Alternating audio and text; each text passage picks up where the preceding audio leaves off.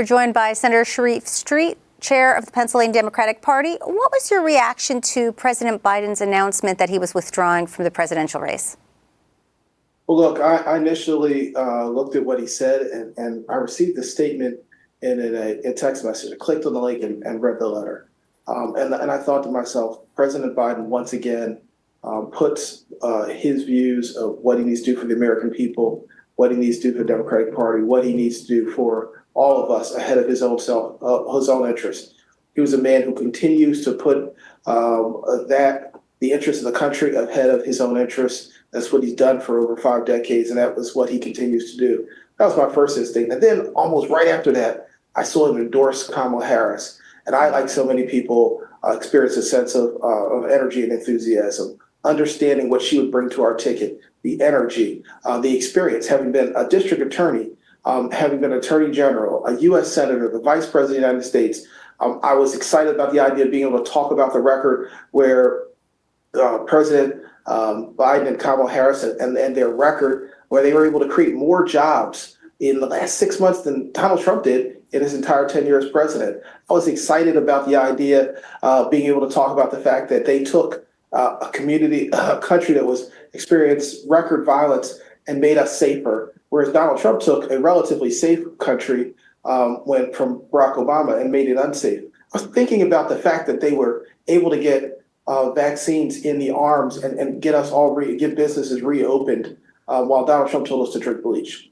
I was thinking about how good it's going to be able to focus on the record, because the record of Biden-Harris record was unquestionably a better record than Donald Trump, which is why they always want to just talk about how the president walked on and off of a plane, or what the tone of his voice was, and not the substance of what he accomplished. And I knew that Vice President Kamala Harris would be able to take the message to the people about the effectiveness of the administration. I was enthusiastic. I was excited. And I was like, it's time for us to do our part as Pennsylvania Democrats to get it done. As you noted, the president's endorsement of Kamala Harris, what is your role as chair of the Democratic Party in getting party unity, both among the members of the party, but also perhaps maybe more importantly, among the delegates? Well, a couple things. One, we have both.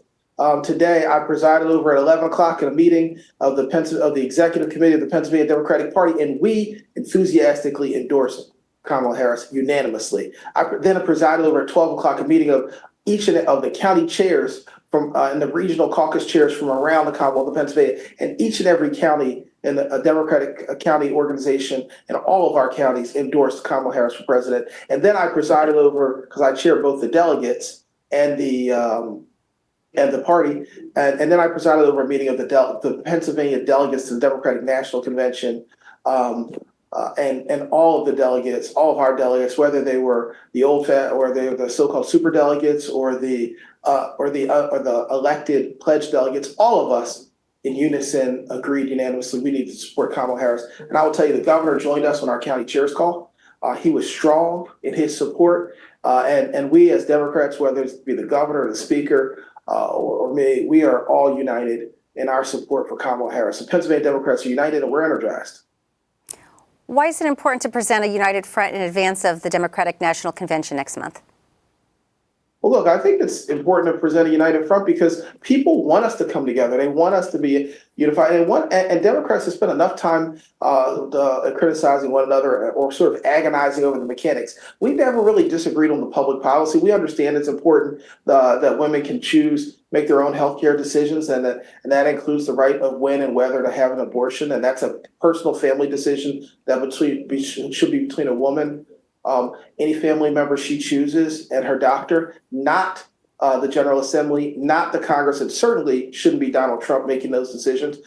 We recognize that. Kamala Harris will recognize that and will give voice to that. We recognize that, look, a robust economy helps everybody, and the Biden-Harris administration and the Harris presidency will create an America where people can have a decent job and feed their families, unlike Donald Trump, who took a strong economy from Barack Obama and ran it into the ground. And we recognize that when health decisions are serious, and we need to recognize. We recognize that the global warming that creates so many disasters with flooding and all across this Commonwealth needs to be addressed. And as we do it, we can create jobs as well as we address those issues. We recognize that there are great opportunities and we need real leadership. That's why Kamala Harris is going to reach out to serious leaders, that business people, that leaders from all walks of life are endorsing her. And look, she's not going to have to fill up her. She's a lady who was a district attorney who dealt with serious issues when people had crimes committed against them and their families and held people accountable. She worked as an attorney general, making sure there was justice for all. She worked as a U.S. senator. So she's going to pull from her strong network of folks who recognize the value she brings, as opposed to a guy who needs Hulk Hogan and Amber Rose and what's his name, Kid Rock to endorse him. Look, he's a reality TV show star. He got a bunch of celebrities. A lot of those folks are entertaining, but they don't know how to run government. And guess what? Neither does Donald Trump. Kamala Harris does. Do you think that Kamala Harris, being both a woman of color as well as being nearly 20 years younger than Donald Trump, will be able to attract and energize different constituencies of voters? Well, certainly. I mean, I think when I used to hear all the time from when I go out to college campuses, when I walk in the community, in the barbershop, why do we have to choose between two 80-year-olds? Look, I think Joe Biden was doing an excellent job governing this country, but there are lots of people who did not want a person who was roughly 80 years old to be the president of the United States. Look, Joe Biden listened to people. He, unlike Donald Trump, who would never step aside for anyone, he wouldn't even step aside after he lost the election. He had to have his friends trash the Capitol and try to hang his own vice president.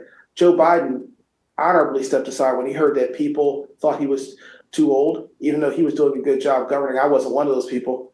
But guess what? Kamala Harris does represent a person who's only in her 50s. She's full of energy and vitality. And while the Republicans still have Donald Trump, who may talk loud, but he doesn't make any sense, Kamala Harris will provide the kind of strong, focused leadership that we saw from the Biden-Harris administration. But she'll put a youthful, energetic face on it that's important. And then they talk about, can we represent all of America? The Democratic Party has always represented all of America. We have people of every race, creed, and color, people whose families have been here for generations, and people who are new immigrants. We represent all of the. We're going to bring all of Pennsylvania and all of America together, and they're going to rally around Kamala Harris. And guess what? More than 50% of the population are women. Why shouldn't we allow a woman to have a chance to lead the greatest nation in the world? If we're going to be the opportunity for all, I want my three little granddaughters to be able to dream to be president, just like my three little grandsons. I want them to grow up in a world where they have all of the rights that my 75-year-old mother took for granted as a woman, where she can make her own reproductive decisions. I don't want a world where Donald Trump wants to turn back the hands of time, where not only can they not aspire to the highest office of the land, but they can't even make their own health choices when they go to see the doctor, because Donald Trump thinks he knows better than they do. What priorities and leadership style would Kamala Harris bring to the office? Well, look, I'll tell you, she had, first of all, she is probably one of the most stylish folks that we've seen. But in terms of leadership style, look, I think she listens to folks. She is focused. She pays attention to details. And she is decisive in making and executing a plan. Look, she knows how to be a team player, and she knows how to be a support player. When she supported President Biden, she knows how to command a large office. She has executive experience, where she was the Attorney General for California, which has almost 40 million people. She knows how to work with a group and with a legislator, where she worked in the U.S. Senate, and so we'll be able to bring the Congress together to advance policies. And she knows how to work with people on the local level. She was a district attorney who had to deal with individual crimes and individual families, and making sure that those folks on an individual level felt justice. So I think she has a leadership style where she knows how to adapt to the situation and get things done. And look, and I will contrast that again, because that's what we're going to have, as a contrast between that and a guy who took his daddy's businesses and ran them into the ground, and then decided to have reality TV shows where he made fun of firing people, and now he wants to fire the American workers, as opposed to building jobs like Joe Biden did.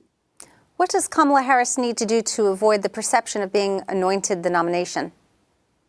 Look, first of all, she wasn't anointed. The delegates voted for her. The county chairs have supported her. We have 389 members of the Democratic State Committee. We have 50 members of the Executive Committee. We have about 185 delegates, and I'll tell you, all of those folks, they're independent mind. They are diverse. They are white, they're black, they're Latino, they're Asian, they're old, they're young, they're Muslim, Christian, Jewish. Some of them believe, some of them don't believe at all. But guess what? Those folks, that diverse group of people here in the Commonwealth of Pennsylvania,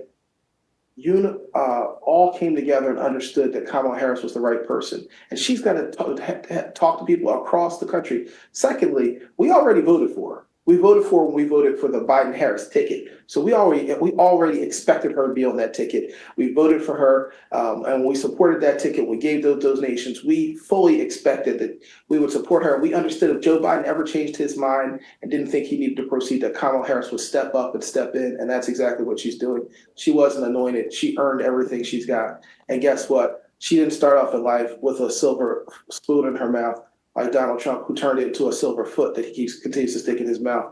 She earned everything she got, and she will continue to do that and continue to take that message to the American people. Remember, we talk about somebody giving something. We're talking about a Republican primary where the Republican Party changed its rules for Donald Trump. A Republican Party where his daughter-in-law oversaw the party. Kamala Harris didn't have her family members running the entire party. There were people like me across this country who looked up, saw her record, and said we supported her. And guess what? I'm not married to any of her children, like Laura Trump, who oversaw the Republican nomination, was married to Donald Trump's son.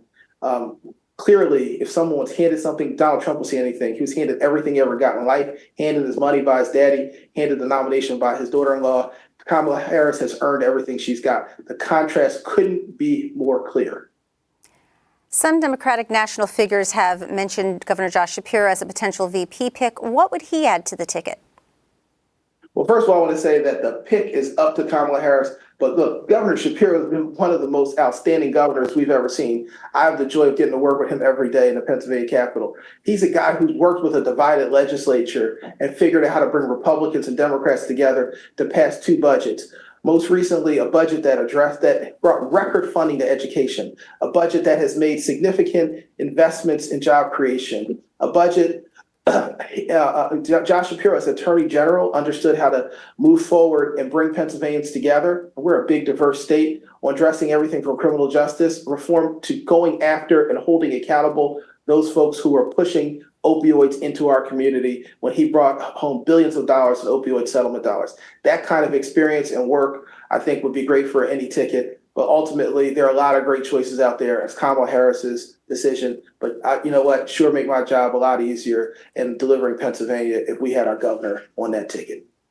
Has party enthusiasm or fundraising been impacted by the president's announcement of his withdrawal?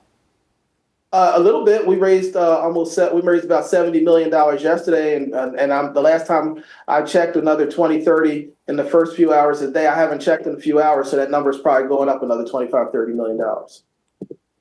What needs to happen between now and the Democratic National Convention in less than a month?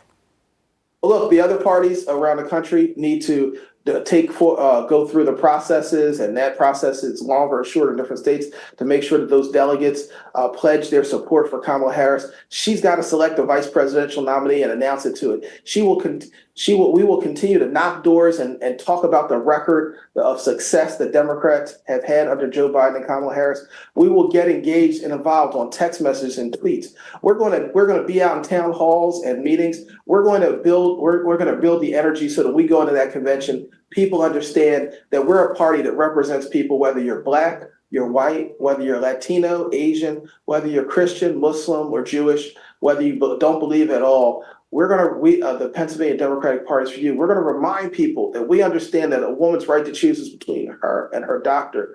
We are going to remind people that we're a country where we bring everybody together and we respect the rule of law. And guess what? It was Democratic legislators after the last election when we won that stood up and understood that Mike Pence was doing the right thing when he certified those election results. It was us who said that the attacks on him and his family were wrong, while Donald Trump attacked his own vice president for not wanting for wanting to follow the Constitution and not wanting to follow him into chaos and insurrection. I'll tell you, we're going to remind people of who Kamala Harris is, who we are, and how we can be a better country together. We're going to remind people that Kamala Harris is for the people and Donald Trump is for himself. Senator Sharif Street, thank you for joining us. Thank you. Have a great day.